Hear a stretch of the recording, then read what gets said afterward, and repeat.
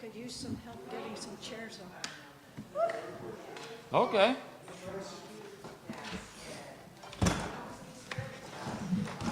How many do you think? How many do you think we need?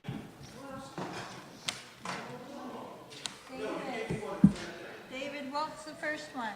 The first one is 1002. 1002. Got it.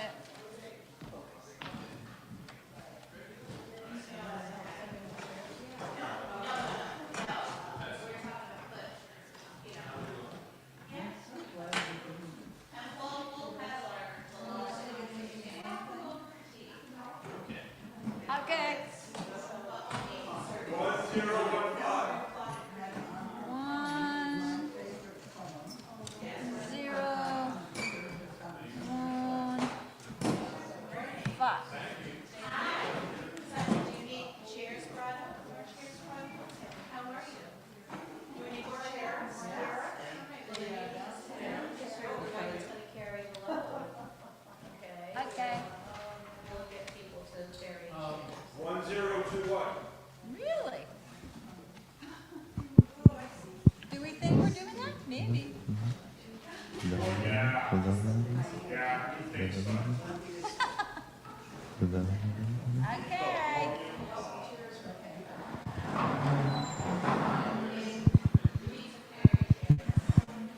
Okay, what else? Okay. Alrighty.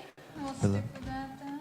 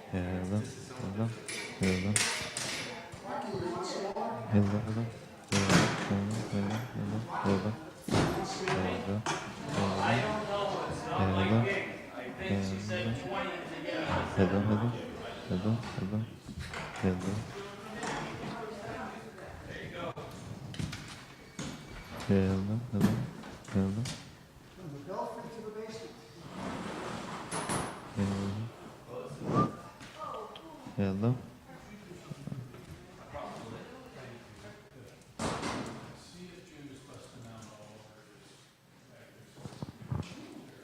Hello. Testing. Testing.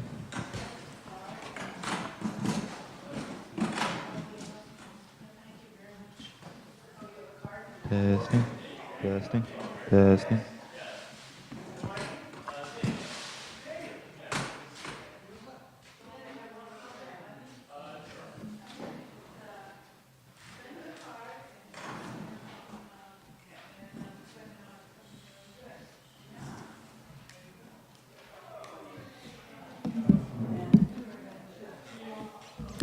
Testing.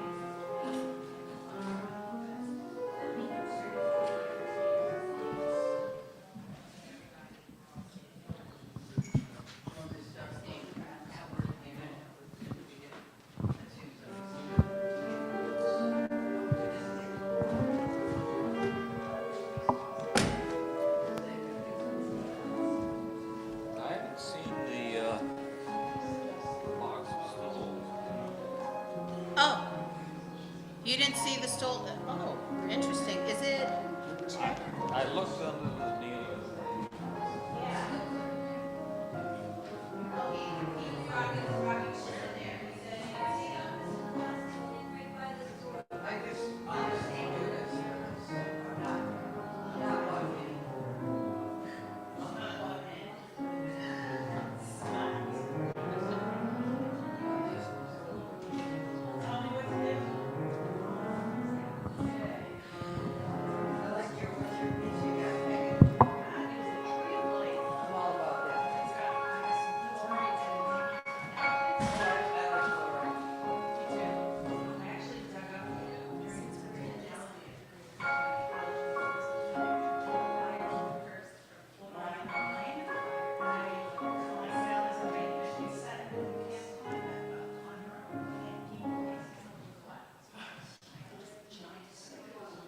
Did you get it? Did you find that piece? Good for you, girlfriend. 1021. Let's see what I got. Good for you.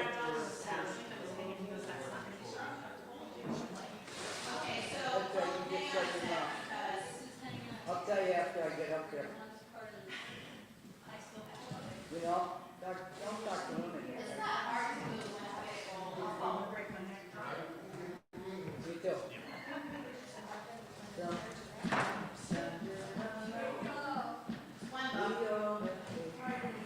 hello. Mary Becca? Many blessings. Thank you, love. Okay, hold on, friends. It is a friends meeting. Yes. Well, you have to be Okay, friendly. how to have far to do be you a want to friend. go? I am friendly. Of course. Yeah, that's fine. And you tell them I'm gonna start? Okay? Let's, Or you want more? You can get more. one more. Okay. Okay. So that means, Sebastian, we're gonna have to set up the mic Just for 5 minutes. differently. We're not opening, right? Leave it closed. Well, it's for Zoom. Is that gonna be good enough?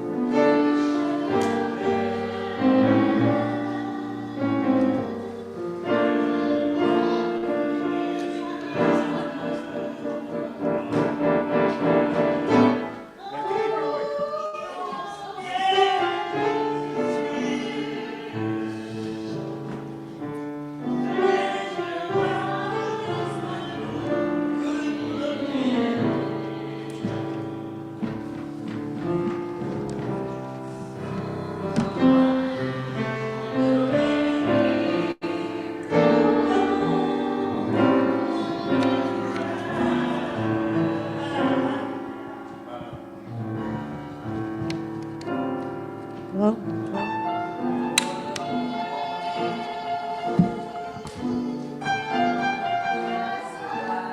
This on? This on? Is this on?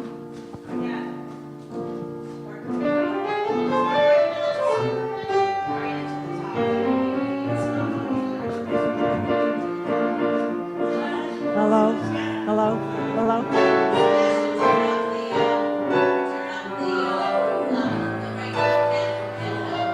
Hello? Hello, there.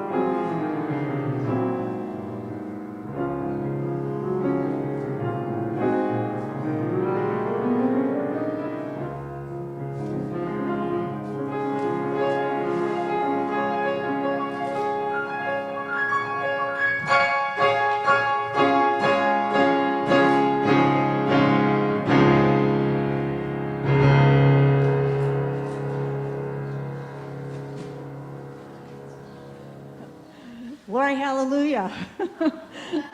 Good morning, and we certainly don't need any more call to worship than that. But thank you very much for being here. Good morning. I'm Sandra Boston. I'm your worship host this morning, and we're going to have a community sharing today, or I like to call a community ministry. We're going to minister unto each other. And I'm really looking forward to hearing from you and your sharing in your heart, your journey, what you've learned, where we're headed, and that we're definitely headed holding hands, and that's the blessing of being together this morning. So I thank you all for making this your first choice today.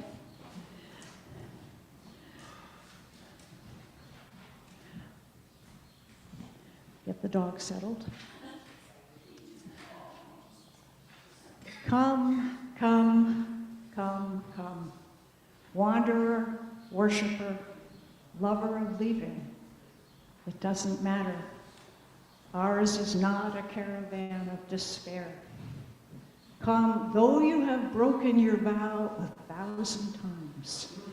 Come, yet again. Come, come. Let us breathe together into this next moment, just for the rest of our minds, letting our hearts be open, our minds clear, our gratitude flowing, our patience present, forgiving whoever needs forgiveness, including ourselves.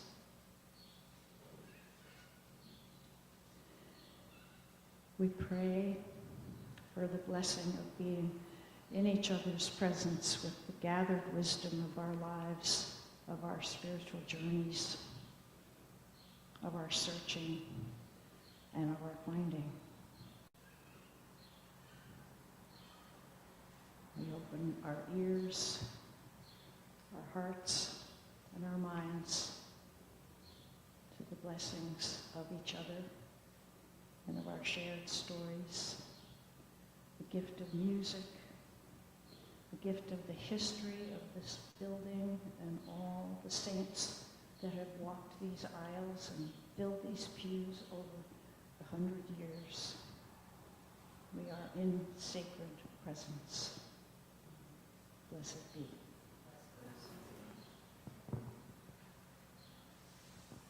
We'll now have the prelude. It's a song we're going to sing.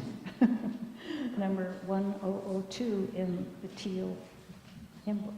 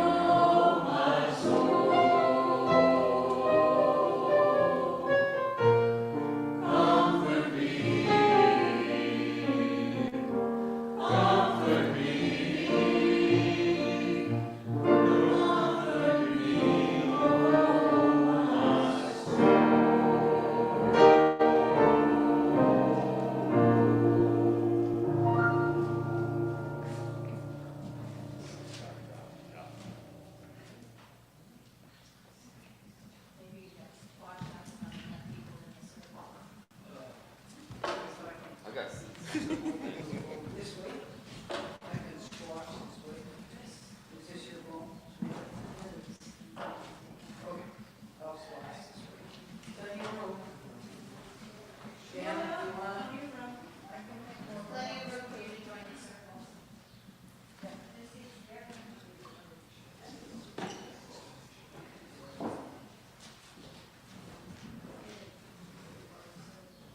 Plenty of room.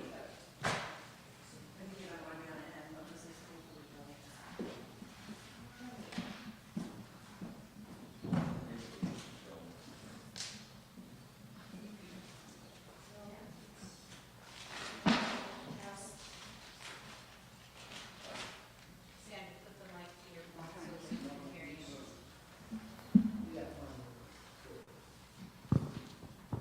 It's time on our Sunday morning gathering to walk to this beautiful chalice that holds all the memories and all the intentions of the Unitarian Universalist community here and abroad and around the world. Easy to tell. Around the world, the message of coming together around our covenant, around our intention to be in service and to be good witnesses. So join with me in the reading of our covenant. It's in your bulletin.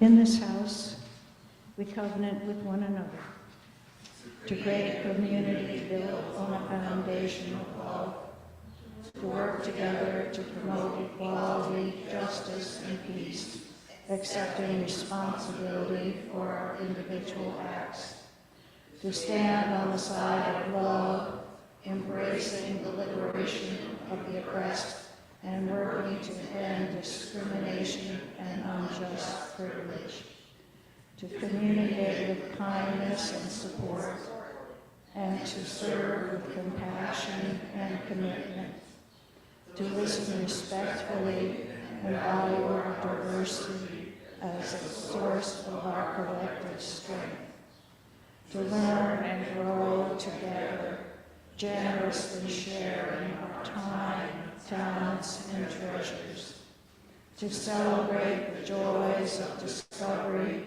from the wonder of youth to the wisdom of age, to openly share our laughter and our tears, showing reverence for the divine in all that is.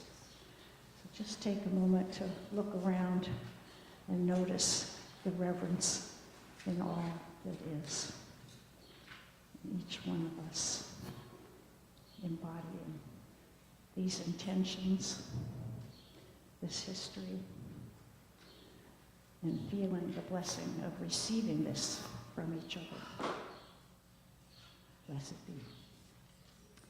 Well, the offering is a little challenging under these circumstances, so I'm just going to pass this around the circle. And, oh dear, oh, the choir's going to sing. Right, okay.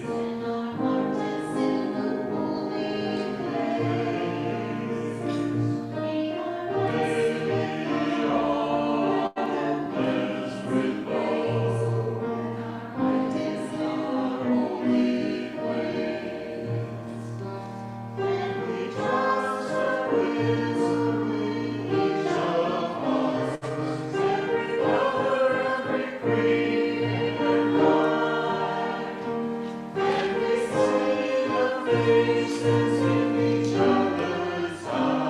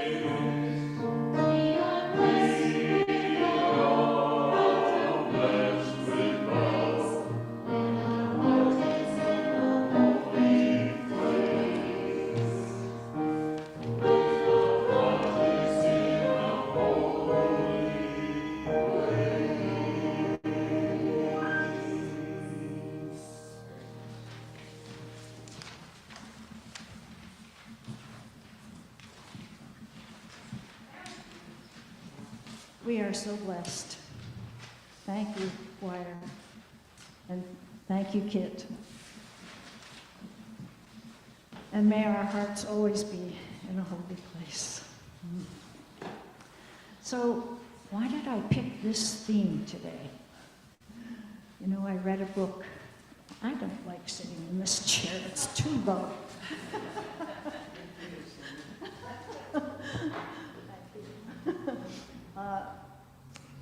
I read a book with the title, Begin Again. It was written by Gaudet, who's a historic professor professor of history at Princeton University, but it was about the story of James Baldwin and how at some point in his struggle for freedom, not only for himself, but for his country and his countrymen, he had to leave for 10 years. He went to Paris. But then he came back and began again. And then he had to go again. And this time he went to Istanbul because he wanted to go someplace where nobody knew who he was, so he could find out who he was. And I'm like, haven't we all faced that at some point in our lives? I have to begin again. You know, they say that the Saturn return at 29 is so that the foundation you've built for your life will crumble because it's not wide enough and strong enough to hold the rest of your life. So you see your 29-year-old grandchildren and you go, well, good luck. Let it crumble. Don't try to keep it together. But then you have to begin again. How do I build a foundation? And I just thought, we've all got a story about a time when we had to begin again. And I'm just going to create I'm going to share a couple of things and then have a... Oh, and then I'm going to invite anyone who'd like to share something in the circle. And then I'm going to have us just break into threes for, you know, maybe 15 minutes, just for everybody to have a chance to share at least a reaction to something they've heard said, if not a story of their own. Because our stories are a gift to each other, and I really want to cherish each one as they come forward. This is the Rumi poem we've probably all heard before, but it never gets tired. The Guest House. This being human is a guest house. Every morning, a new arrival. A joy, a depression, a meanness, some momentary awareness comes as an unexpected visitor. Welcome and entertain them all, even if they are a crowd of sorrows who violently sweep your house empty of its furniture. Have you had that happen? Still greet each guest honorably. He may be cleaning you out for some new delight or a wider foundation. The dark thought, the shame, the malice, meet them at the door laughing and invite them in. Laughing, what kind of consciousness is that? Greet them at the door laughing and invite them in. Be grateful for whoever comes, because each has been sent as a guide from beyond. Imagine our troubles being guides. And, you know, I am somebody who's had 2 cancer diagnoses in my life. I finally came to the consciousness of saying, okay, this is an assignment. Who am I going to meet that I wouldn't meet any other way? And what am I going to learn that I couldn't have learned any other way? And that has really helped me focus when the trouble, when the malice knocks on the door.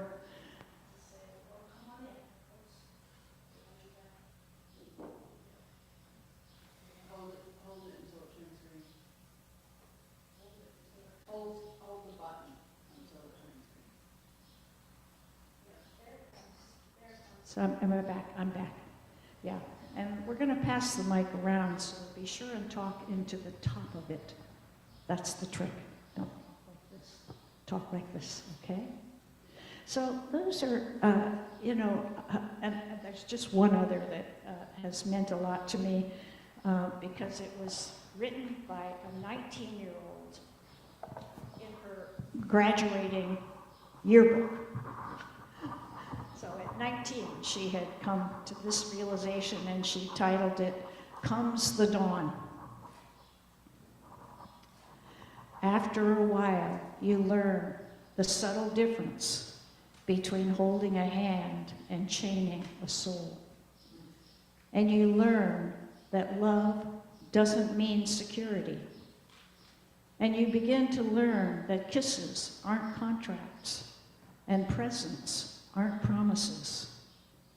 And you begin to accept your defeats with your head up and your eyes open, with the grace of a woman or a man, not the grief of a child.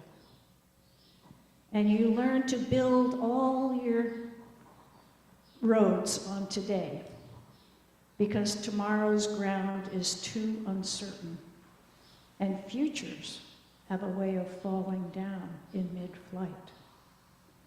After a while, you learn that even sunshine burns if you get too much.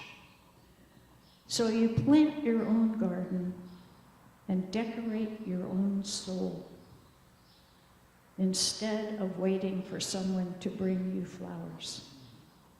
And you learn that you really can endure, that you really are strong, and you really do have worth. And you learn and learn. With every goodbye, you learn. And so, the question is, what are we going to learn from each other today? So let me just see a show of hands of how many have brought something they'd like to share in a circle. 1, 2, 3, 4. Okay, well, we'll start with those 4, and then maybe that'll trigger some other thoughts and memories, and people will share. But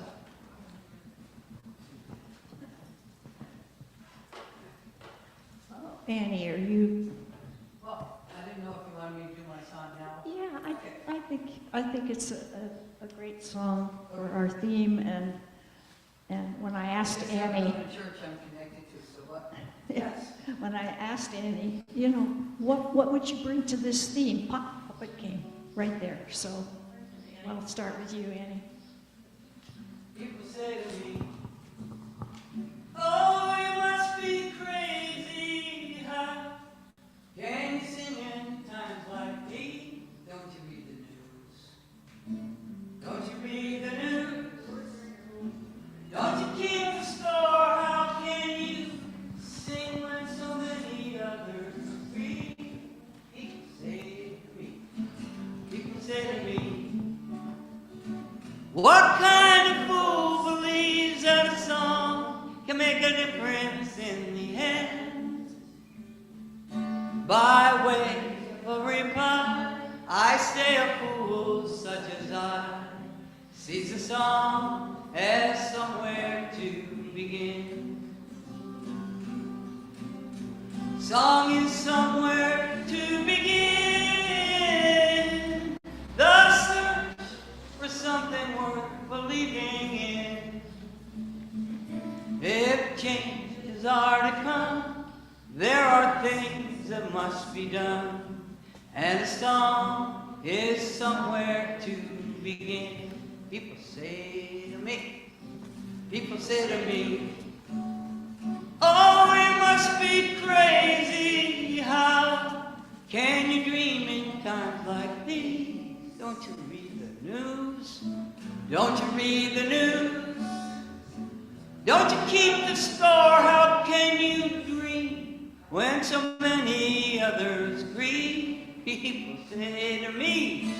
People say to me, what kind of fool believes that a dream can make a difference in the end? By way of a reply, I say a fool such as I sees a dream as somewhere to begin. Dream is somewhere to begin.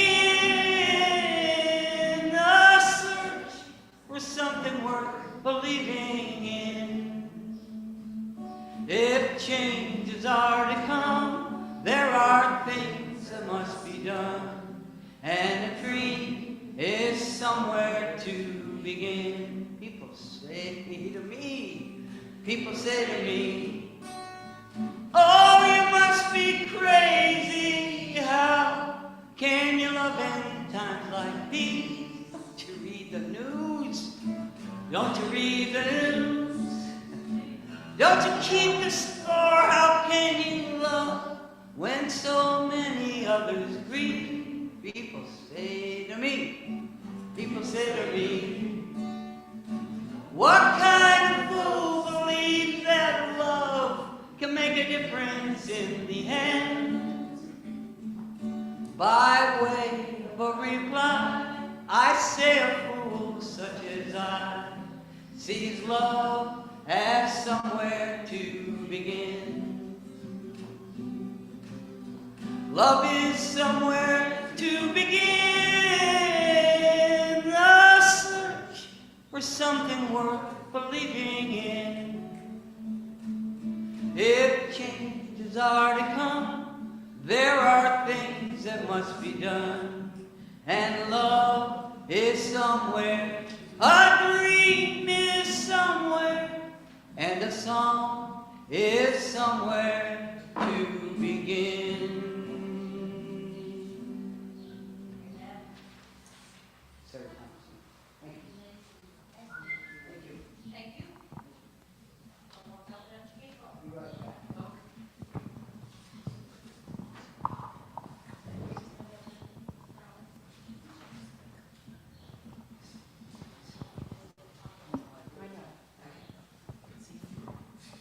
So I have a son who's at home, and he writes poetry, a lot of it.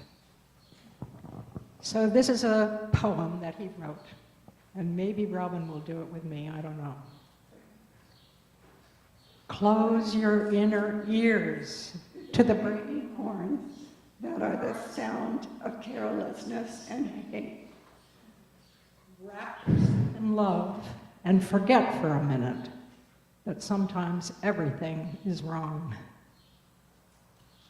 See the light of stars falling into the night, and let the truth of yourself be the anchor that holds you to the promise Of a better world.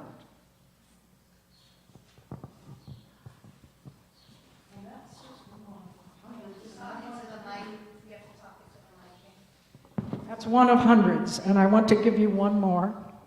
It's a nature poem, and it was written for the top of the poet's seat, looking down.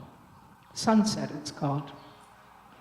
The skyline fades red to orange in the silent contemplation of my heart's journey into who I am. The shadows that create me are the substance of my desperate longing for oneness with the perfection of this windy day.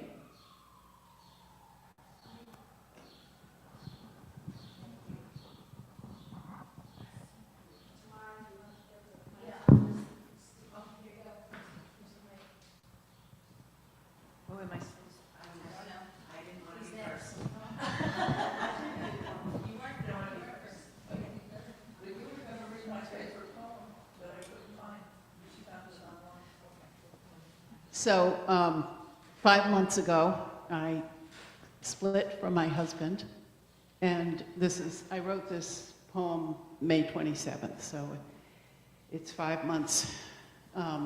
Echo. I drive by his apartment. What's he doing now? Is he writing his memoir? It's never too late to wake up. I don't see him at events or in the store. He's almost gone from my world, except for his echo. 25 years of learning that body, those movements, his life doesn't quit completely. He stopped loving me, and I didn't notice. Is he feeling more free? I get in my hot tub, I clean out the garden shed, I mow the lawn, and notice something missing. His echo remains. He broke my heart when he took off in January. The official separation agreement has been approved by the judge. The transfer of money for property has been made. We are free and clear. Only the echo remains.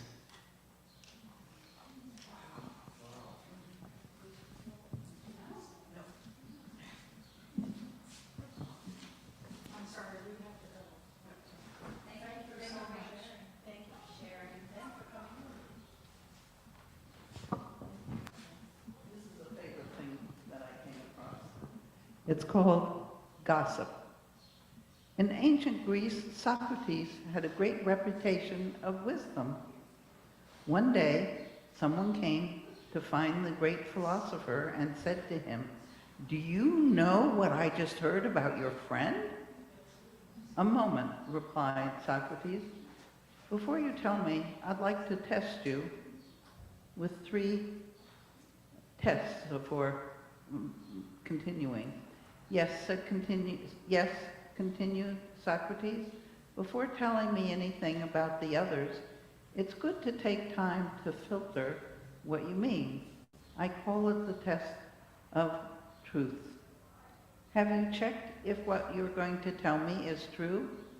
"No, I just heard it." "Very good. So you don't know if it's true." We continue with the second test, that of kindness. "Do you want to tell me about my friend? Is it good?" "Oh no, on the contrary." "So," questioned Socrates, "you want to tell me bad things about him and you're not even sure if they're true?" Maybe you can still pass the third test, that of utility. Is it useful that I know what you're going to tell me about your friend? No, really. So, concluded Socrates, so what you were going to tell me was neither true, nor good, nor useful. Why then did you want to tell me? Gossip is a bad thing. In the beginning it may seem enjoyable and fun, but in the end it fills our hearts with bitterness and poison us too. Gossip undresses and shames and leaves innocent people who cannot defend themselves vulnerable.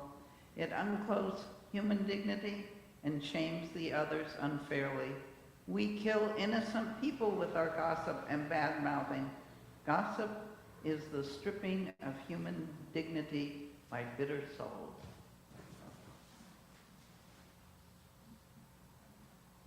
And then I have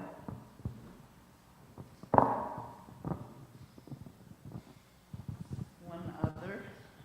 This is very short. I don't know if you know The Life of Poetry by Muriel Rukeyser. Oh, right. Yes, I keep telling other people to do that. It's chapter 13, and it's just sort of a general comment on here. The meaning of peace. The identified spirit, man and woman identified, moves towards further identification. In a time of long war, surrounded by images of war, we imagine peace. Among the resistance, we imagine poetry. And what city makes the welcome in that soil? Do these roots flourish? For our concern, it is with sources. The source of poetry are in the spirit seeking completeness. If we look for the definition of peace, we will find it in history, and that they are very few. Anyway, it's chapter 13 in this book. This is another favorite of mine. And I have one more, very briefly. And I just need to find it. I thought we will move the mic and then come back. That's a great idea.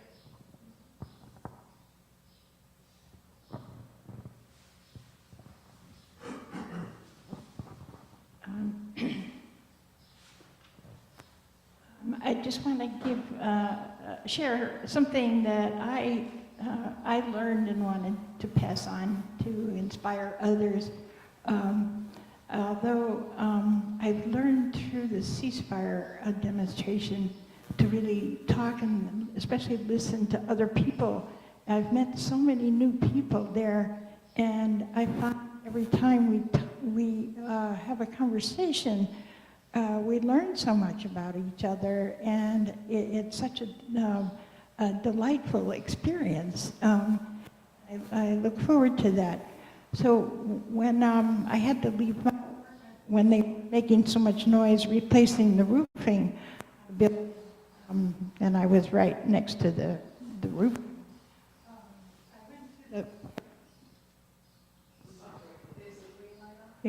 Green light on. I went to the library for quiet, but it was 9:15 when I got there, and I didn't know the library didn't open till 9:30. And it's been historical in Greenfield for quite a while, so I saw somebody I knew, and we started talking. But it was such a painful rant that I heard from this person that after quite a few different issues, I just said, oh, well, my back is really bothering me. I think I better take a little walk now. And I went around the corner, saw somebody that I had seen many times when I stood on the common, who always greeted me and others with a smile, sometimes with a friendly comment. And I'd never met him personally one-on-one. So I sat down on the next to him, started talking, and he told me about writing poetry and various serious issues that he was involved with. And I was absolutely delighted with everything he said. And I thought, I used to wonder if, since he never said anything before, if he was retarded or just shy and inhibited. But it was just such an eye-opener that, they always say you can't tell a book by its cover, and that you never know what love and genius is standing next to you when you see somebody, and what message they may have for you. And I was delighted when I asked him his name, and as I found out, it's the same name as my youngest son. So that means I won't forget his name, I hope.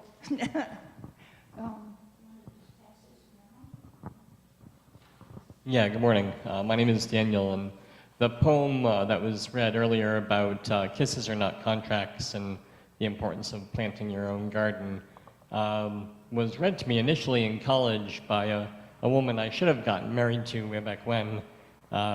She's married with children in Washington State, and she says that in a parallel universe, she and I are still together, which is sort of sweet to think about. And then several years ago, I was dating someone else, and when the breakup came, I thought I was okay with it, but then a year and a half later, when she was getting engaged, I kind of knew that there was a Sheila-sized hole in my heart and life, and so I emailed her that, and she said, oh, that would have been wonderful to hear about a year and a half ago, and now, good luck, and and everything. So yeah, I guess begin again is sort of an interesting thing, that when it comes to romantic relationships, I never have the clarity or the certainty the way I do about issues of climate change, or Trump should spend the rest of his life behind bars, or things like that. And I wish I had that issue, that clarity and that feeling of security that a relationship would last for for a long time. But thank you.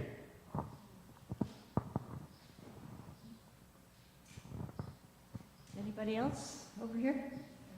You ready? Yeah. It's short.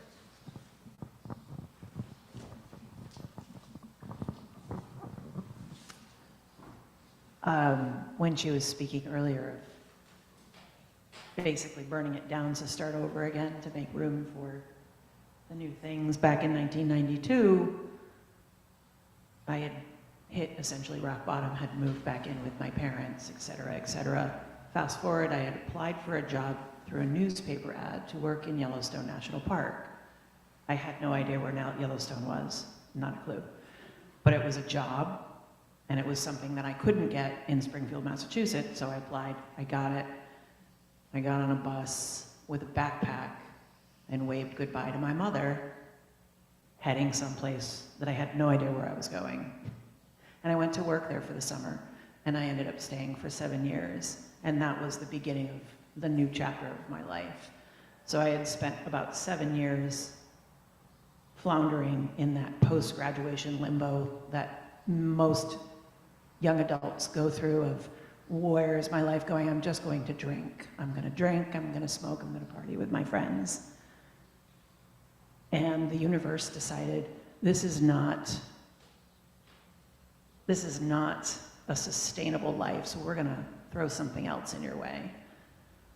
And that was the beginning of a new chapter, and I think about that a lot as I come up on this next new chapter of after working for the same company for 25 years, almost 26 years.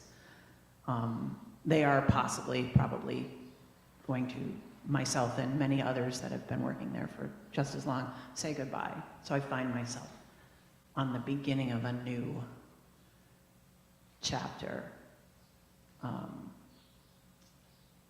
And I don't remember where else I was going with that. So that was what I wanted to share is, yeah, things, even when they seem like they're crashing down all around you, there's always going to be something on the other side that when you walk through it, you are going to go, okay, all right, that wasn't so bad.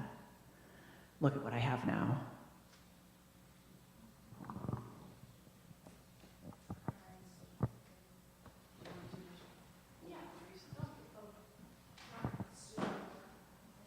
Okay, so this is one of the other inspirational things that I've read. I highly recommend this book, The Life of Josiah Henson, who is the inspiration for Harriet Beecher Stowe's Uncle Tom, which, if you remember, is sort of a pejorative term for African Americans. They are an Uncle Tom. But he was born into slavery on a Maryland farm. Josiah Henson, he lived from 1789 to 1883, worked as a foreman, married, and became a preacher in the Methodist Episcopal Church. Faced with the prospect of separation from his family, Henson fled with his wife and children to Ontario, where he became a leader in the Afro-Canadian community. This book first appeared in 1849, and an avid reader, including Harriet Beecher Stowe, who later acknowledged its influence on her own masterwork of Uncle Tom.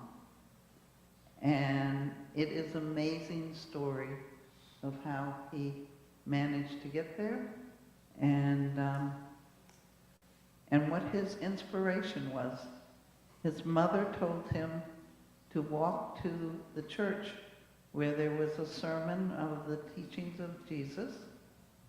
And of course he wasn't allowed inside, but he sat outside and he listened to Jesus's sermon based on his writings, of course, that you should love your neighbor as yourself, and that freedom is so important, and that so many of the African American spirituals are about freedom.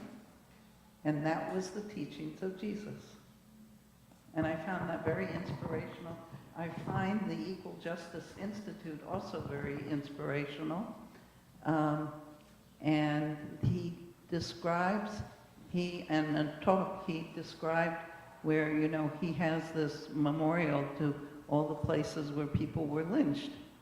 And he was there digging some soil, and someone stopped and asked what he was doing. And he said, well, there was someone who was lynched here, and he said, who was lynched?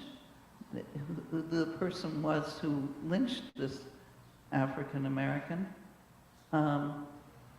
And you know, lynching continued on until 1933, I think, when they passed the law saying, making it illegal to lynch people.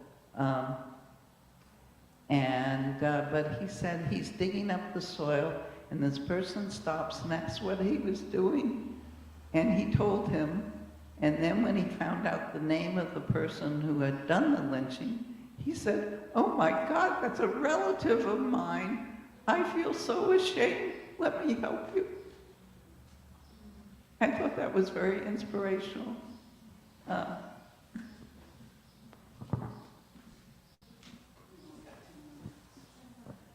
Okay. Let's just, everybody turn to the person next to them and just share any feelings that you have right now, any thoughts. We'll just spend like 5 minutes.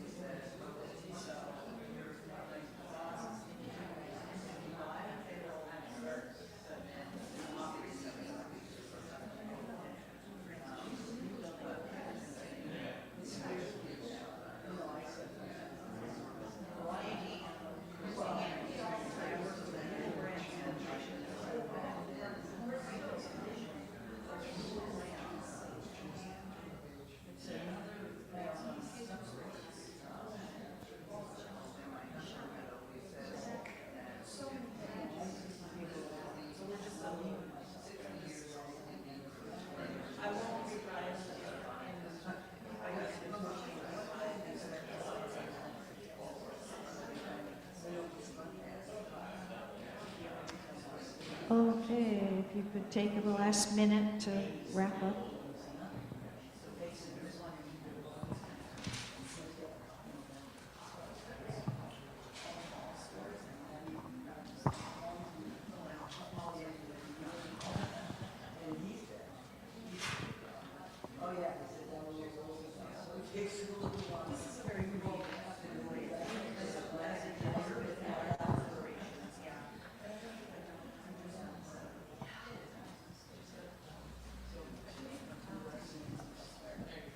Okay. You could read it for me? Good, all right, that'd be good. Annie, get your guitar. Do I need it? Well, we're gonna, maybe. I don't need Just a closing comment from Joanna Macy, who's one of my major teachers. She's been doing peace and justice work forever. And she wrote this book called Active Hope. And she said, hope isn't about optimism. It's about intention. Let's just read this. Since active hope doesn't require our optimism, we can apply it even in areas where we feel hopeless. The guiding impetus is intention. We choose what we aim to bring about, act for, or express. Rather than weighing our chances and proceeding only when we feel hopeful, we focus on our intention and let it be our guide.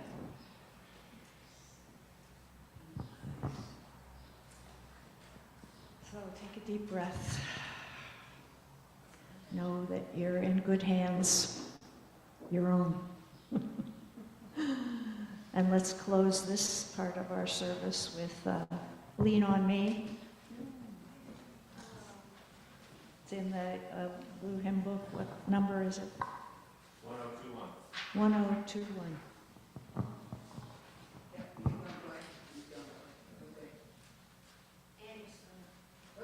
Are you playing? No, I think you are. Well, I wasn't going to play. I was just but it's okay. Let me see. Are we ready? And just my little sharing. I know I was with another church today. Put the mic on your voice so the people on Zoom can hear you. Oh, this one. Hello, here. Yeah, test 1, 2. I just wanted to say, I didn't have a chance to share, and my apologies for being with another church, that how much I love you, Sandra, and appreciate what you bring to this church with your depth of understanding, and you're always looking deeper, and the love and connection and unity that you bring here. I so much appreciate that about you. So I want to honor you today. I would light a candle, but I have a candle lit in my heart for you every day. I do. So thank you. Okay. Hallelujah. Hallelujah. Okay, here we go. I don't know, I can't hold them. All right, here we go. Sometimes in our lives, we all have pain, we all have sorrow, but if we are wise, we always live. Always tomorrow, lean on me. When you're not strong, I'll be your friend. I'll help you carry on, for it won't be long till I'm gonna need somebody to lean on. Please swallow your pride if you have things you need to borrow.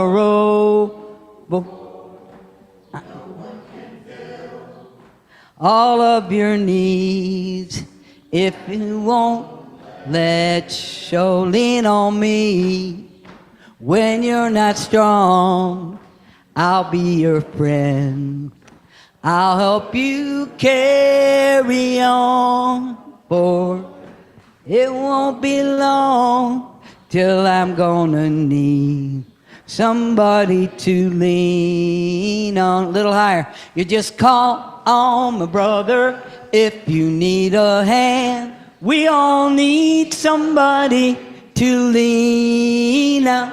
You just might have a problem that I understand. We all need somebody to lean on. If there is a load you have to carry that you can't carry, I'm right up the road, I'll share your load. If you just call me, you just call on my brother, sister, if you need a hand. We all need somebody to lean on. You just might have a problem that we'd understand. We all need somebody to lean on. Lean on. Lean on. Just call. Lean on. We need another verse there. Is there more? No, that's it. We all need someone to lean on. Thank you. Thank you for asking me to share today. Thank you. Well, we are very blessed. We are green light, but my voice isn't. Hello? Oh, I'm working now. Okay. All righty. So, you want to do the candles and I'll do the voice? Sure. It's time for joys and sorrows. We know how to do that. So, joys and sorrows. Joys and sorrows. Hello, I'm Robin, and hi everybody. Yes, I'd like to share a joy that I have started up my Spiral Up group for people with depression. It's the third time I've offered it, and I'm having a lot of joy right now because I started making a playlist of songs to spiral up to, and it is working so well on me. And as I pick the songs, I'm listening to them, as I do everything, and it literally is bringing me joy and opening my heart and making me think about everybody I care about. And I came up with the term, music is medicine, which probably others have said. But now I'm realizing, what medicine do you actually need? Because I put all the soothing, comforting music in with the really high energy, rah-rah music, and I realized maybe people need different kinds of medicine. So now I'm going to be fine-tuning it. Keep us posted.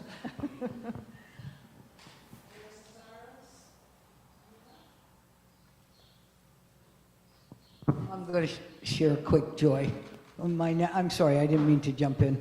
But yesterday, I was given the privilege. I was at the farmer's market, and I asked the group, hey, could I just sit in for one song? And usually, well, it doesn't matter. Usually, they let me sing a song. And then I made my way down to wonderful Stone Soup down there, and I ran into my friend Divya, and we were singing, I just want to speak the name of Jesus. We were singing that song, and I went up a little further, and I hear a cello. I see a cello, and young people, and they were all playing their cello, and I said to the woman, I said, you know, I'm sorry I wasn't closer, because I would have loved to sing that song with you. And she said, we'll do it again. So we did it again. I sang with her, and I made my way down to the middle there, and a woman said, well, we were just doing Peter, Paul, and Mary songs, and I just started. And when I die, when I'm dead, dead and gone. And I thought, thank you so much. My joy is that I've been born a singer. I'm so grateful. So all that gift up and down the aisle and sharing it with people. So that's my joy.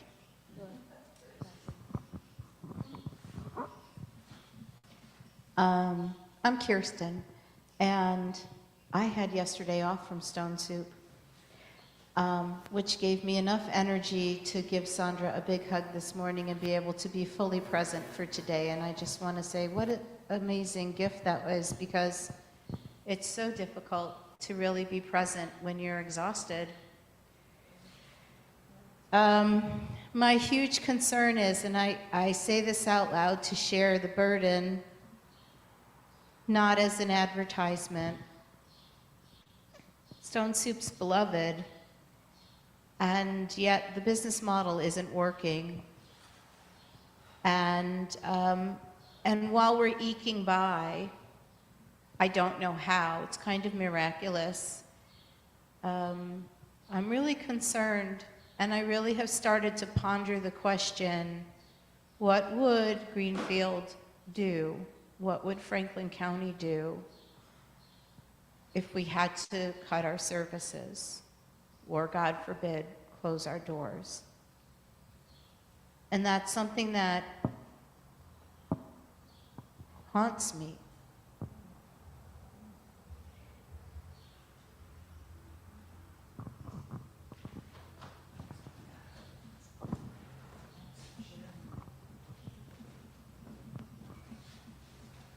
Good morning, my name is Rocky. I got a call last week from a person who's been involved with All Souls for a long time, Barbara Weeks, and she was looking for the script from a Christmas skit that we did a long time ago. I couldn't remember when it was, but it was back in the era of Georgianne Green, and I couldn't find the script. It was one that perhaps some people will remember. Helen made a dragon head, and it was Imelda and the dragon. Yep.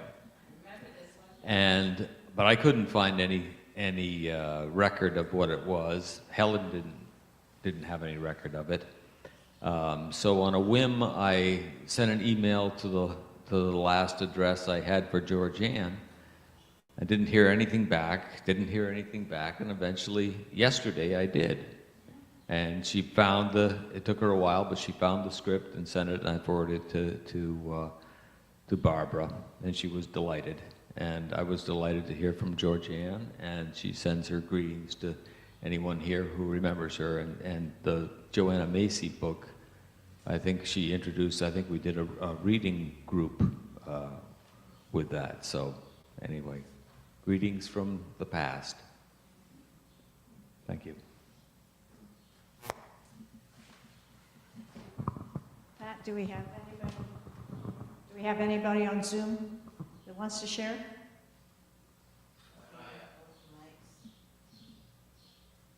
No?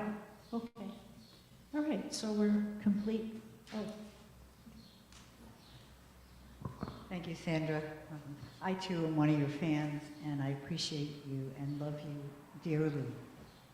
So it's a joy to be here in a circle. I really love circles. The other joy is take a look at this puppy and watch what happens. Where's Amara? Amara's not here. Maybe later we'll see Amara. But Amara's mom is here. So much joy, these two little dogs who love each other. They're from the same litter. And the reason why, and thank you, Robin, for not bringing Amara today, because Sophie here cannot control herself when her sister's around. She just loves her so much. She has to jump all over and bite her ears. But Amara's gonna maybe be around later to play with. So that's a big joy in sharing that. I have a little dog. I've never had a little dog. I have a little house. I began again and left Somerville and all of the wonderful communities. And I have a little dog and a little church and a lot of love. So it's very joyful here. Thank you. I love belonging to a church that invites dogs. Do you all feel that? It just makes it homey and welcoming. So it's a blessing for us that Sophie and Amara tittle-pum their way up the aisle and behave so well. Okay, so this would end up being the benediction. I had so many things to choose from. Yeah, I had so many things to choose from, but I just love the simplicity of the autobiography in 5 chapters by a very simple woman named Portia Nelson. Chapter 1, I walk down the street. There is a deep hole in the sidewalk. I fall in. I'm lost. I'm helpless. It isn't my fault.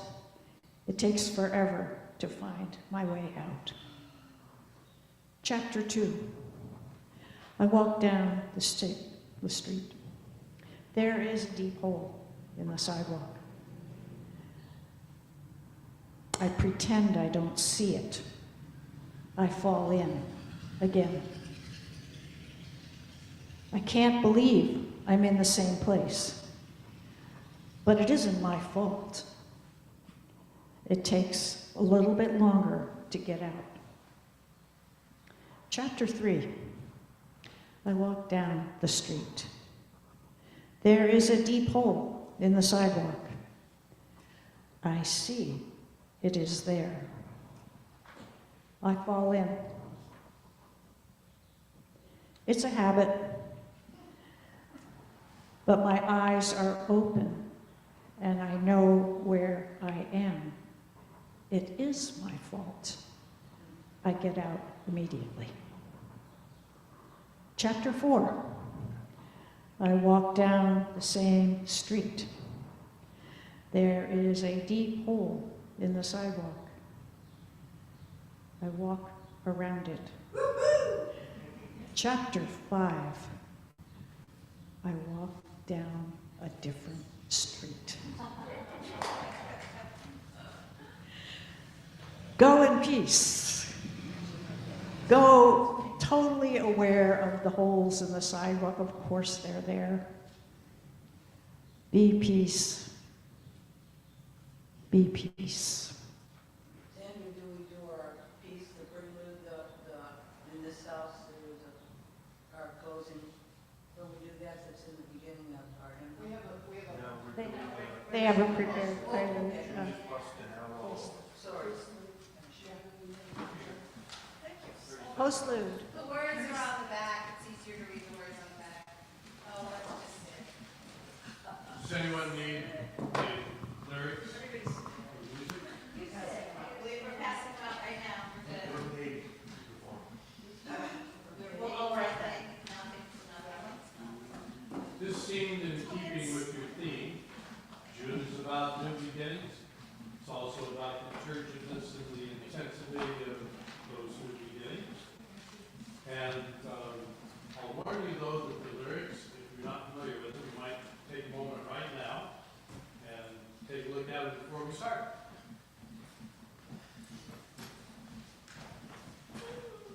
I'll play through once as an introduction.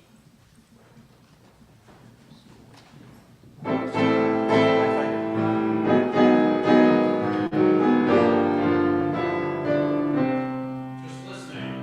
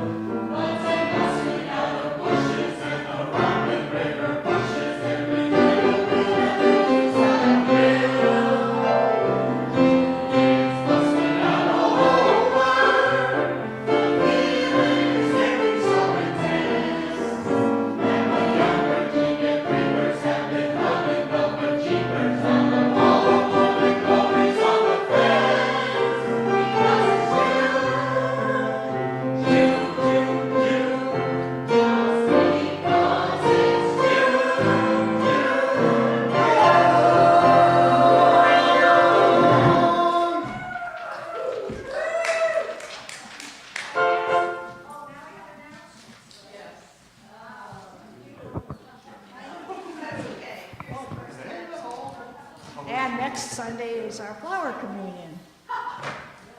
All right. So, I'm Kirsten. Next week, I'm your worship host. If you have not been here for the flower communion, don't worry if you forget a flower, because there will be plenty. However, flowers can be gotten from your garden, your neighbor's garden, the sidewalk, a passing roadside place, and of course, a florist of any choice. And we bring all of the flowers that we choose, and then we have to choose a different one. And it celebrates our diversity. And you get to stay after the flower communion for All Souls annual meeting, which hopefully will be short, sweet, and lovely. And then you can go about your day. And then the following Sunday, we all get together at the Green River swimming hole for a picnic and fun. So hopefully you'll be able to join us for all of those things. Thanks for your time. Any other announcements? I have one. I'm going to be doing a presentation at the Greenfield Library on my book, Aiming Your Mind, on Friday, June 14th at 11. Aiming Your Mind, Strategies and Skills for Conscious Communication. It was the basis of my whole career. And it's from 11 to 1 on Friday, June 14th. So if you're interested in knowing more about what I did for 50 years, please come. Hi, my name is David, and we are looking for our pledges of what people are willing to contribute and donate for our upcoming fiscal year. I have these cards here. I'll hand them out. You may have already received one. You're welcome to pledge more than once if you choose. Thank you.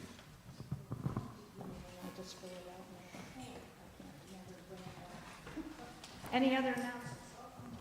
I don't know whether somebody from social justice is online today now, but there is going to be a Zoom meeting for social justice at 12:30 today. So we can get you the link.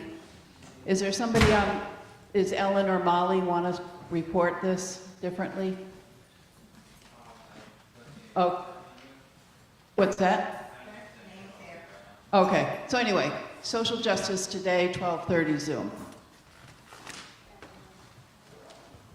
We could probably use some help if people could help take some of these blue chairs back down to the kitchen down below.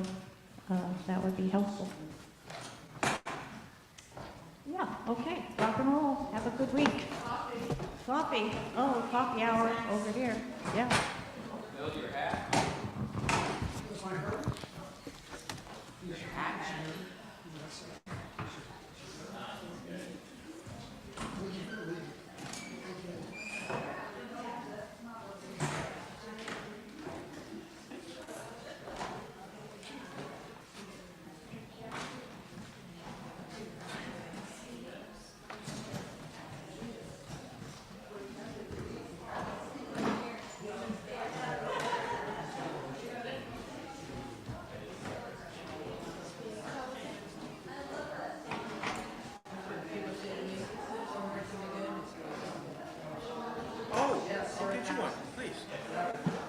Hey, Carlin. Hello. Greetings. Ah, you're going singing today? That is my plan. I may be going to do an errand in Hadley and hoping to be back in time, although that errand may be postponed till after the thing.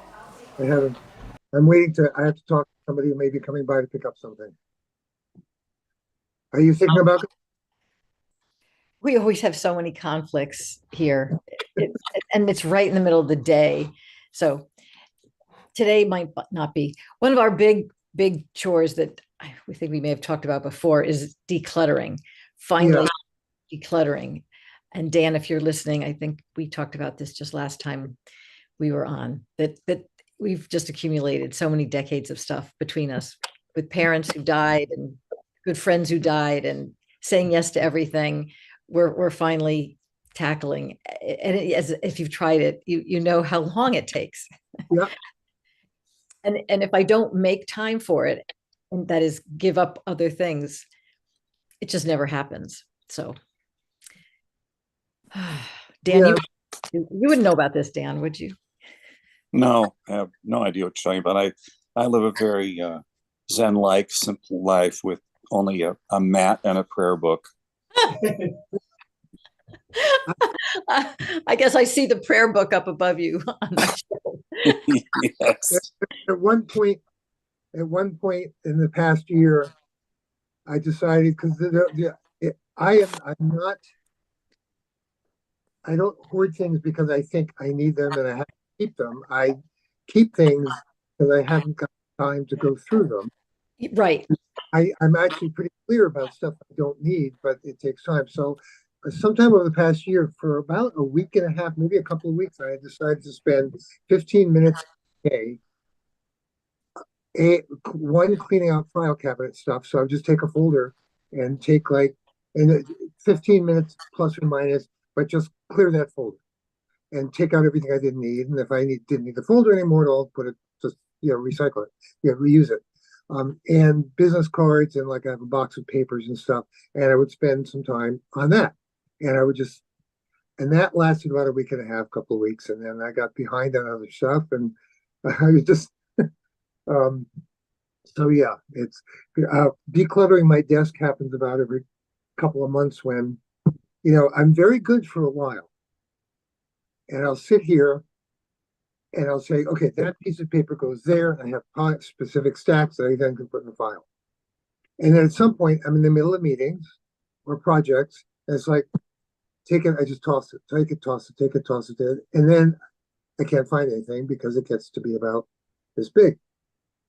So every couple of months, I end up digging through all that stuff because I finally need something that I know is in that pile. So my desk is actually pretty nice right now. Good for you, Gary. But the rest of my file cabinets and my floor with boxes and stuff is, yeah, it's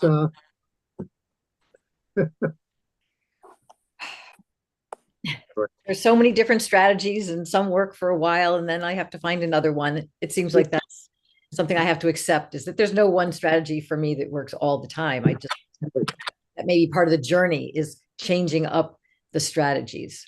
Well, I have two blocks.